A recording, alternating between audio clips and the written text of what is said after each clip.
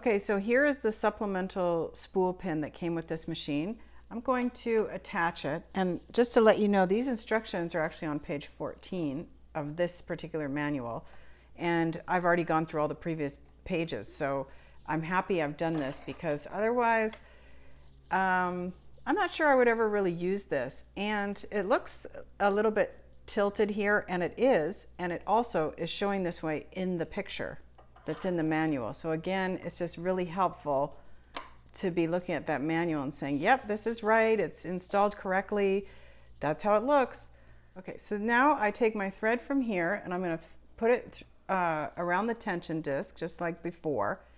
Okay, so this tail end of the thread that's come around the tension disc goes underneath the main thread, and now I'm going to go ahead and wind another bobbin, and we'll see how this goes. So I'm going to do the exact same steps I did with the main one, but it's just using the supplemental pin. And this is great if you're in the middle of sewing, you need another bobbin, but you don't want to unthread your machine and you want to use, or you have two of the same thread already. Okay, so now I'm going to put this on here.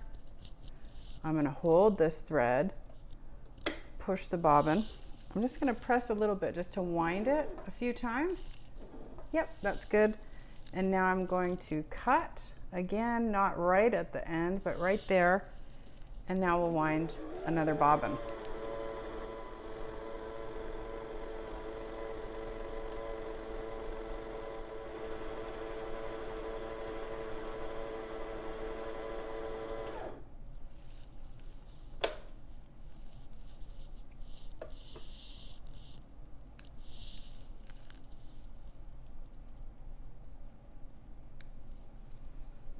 Okay, so I have two bobbins wound, and one using the supplemental pin and one using the regular, and I'm going to rethread my machine, and then we'll move on to the next steps.